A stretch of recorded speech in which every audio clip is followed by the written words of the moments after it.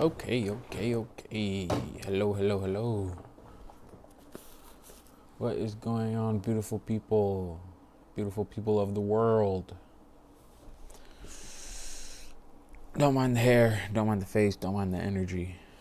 I I still live a pretty normie life. So I am pretty tired. I went to work this morning. Went to work. I have to be at work around 8:30, or I usually get there like 8 or 7:45 around, because it's kind of far away. So it's about an hour in the morning. So I make sure that I leave early so I can avoid any traffic or anything like that. Because first day I showed up to this job, I was late. So can't let that happen again. I work as an RBT.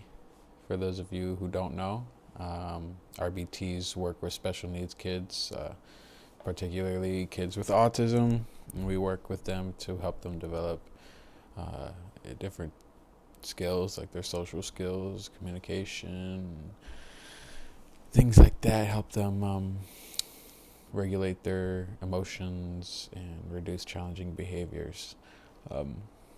So I was today I had two kids. One's 4, one's 5. One is completely nonverbal, and is super energetic, but he's a little love bug. I love him a lot. And then I had a 5-year-old who is also super energetic and is a little bit more difficult of a case than the 4-year-old. The 4-year-old's like one of my favorites, one of the favorite kids that I work with. He's very loving. Something that we emphasize in ABA and as an RBT is reinforcement, and things that are reinforcing, that motivate them, that are make them happy, or make them, we call it HRE, happy, relaxed, and engaged.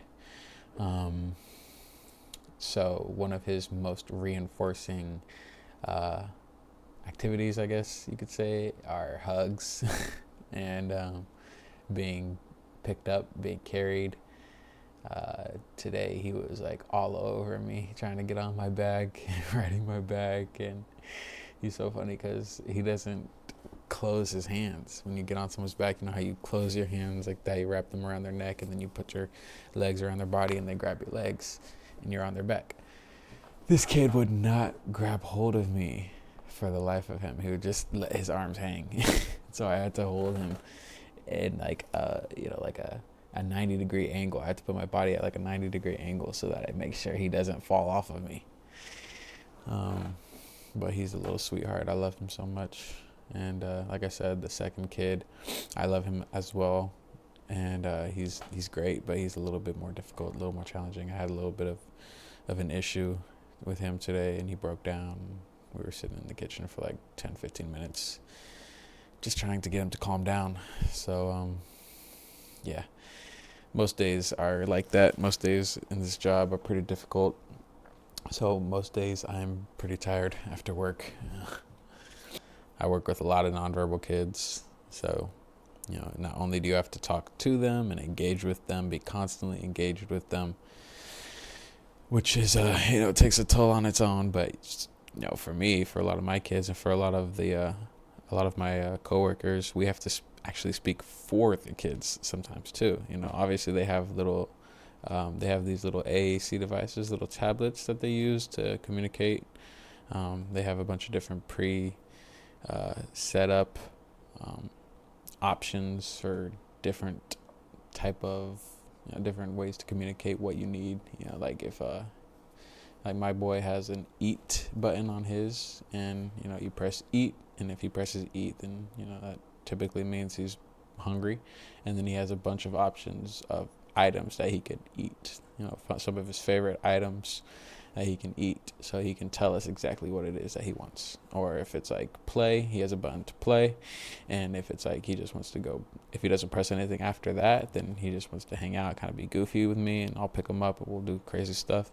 But he also has another, section once you press play that allows him to choose a bunch of different options. There's toys, there's swing, there's trampoline, a lot of different things he can press when he pushes play. So, usually they have those little AAC devices and those help, but, they also have to learn how to use them. And so when you're teaching them, you have to, and it seems like they want something, and you're teaching them to use their AAC device to communicate that want or that need, then you'd have to tell them. You have to be like, do you want to go to the bathroom? Like for example, if I have a kid who he's starting to get a little agitated, and he's grabbing his private areas, or he's doing something that is an indicator that he needs to go to the bathroom, but he's learning how to use his AAC device, and he can't just go up to it and press bathroom on his own to let me know on his own, independently. Then I would tell him, like, hey buddy, what do you want? Use your words. Do you want to go to the bathroom? And then we would work out him clicking the buttons on his own. So yeah, it's a lot. Job is draining. It's very meaningful though, very satisfying. And the kids are absolutely adorable, especially the kids I'm working with now, because before I was in home, so I was working with a little bit older kids. I think my youngest in home was like 4 or 5, or maybe he was older. Honestly, I forgot how old he was.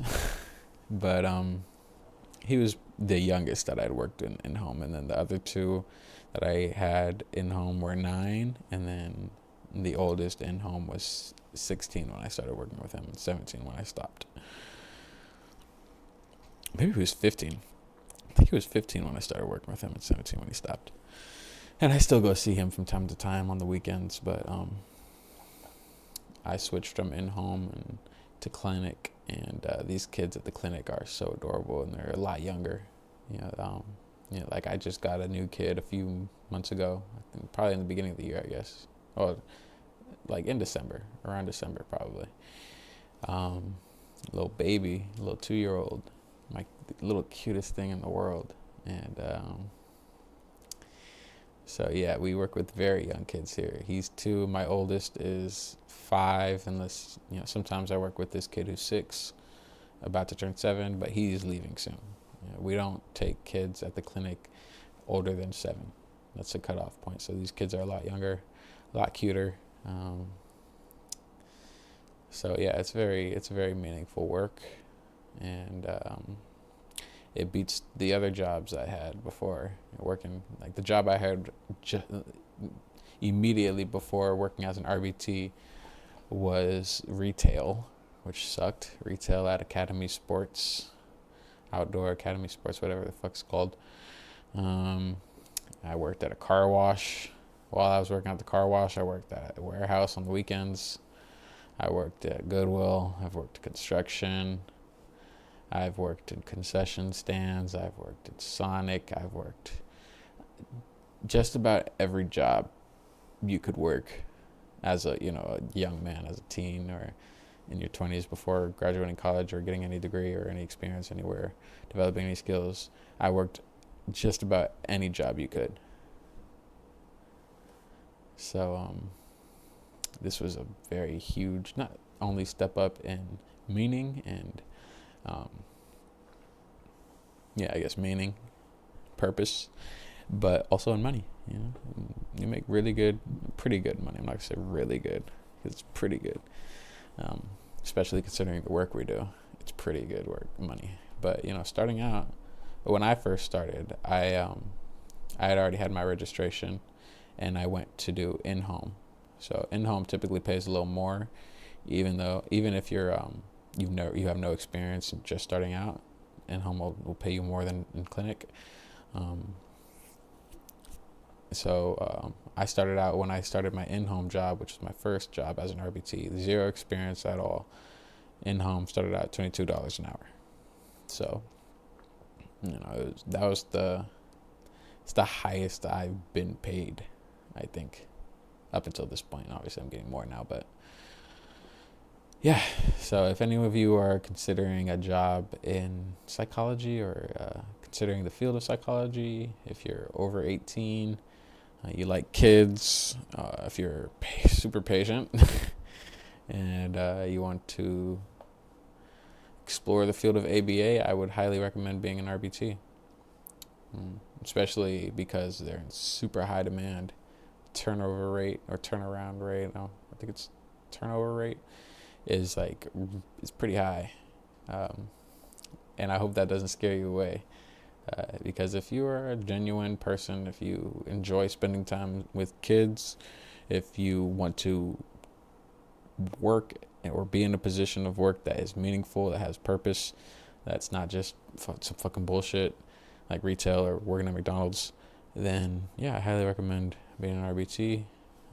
And I also highly recommend getting your certification before applying to jobs.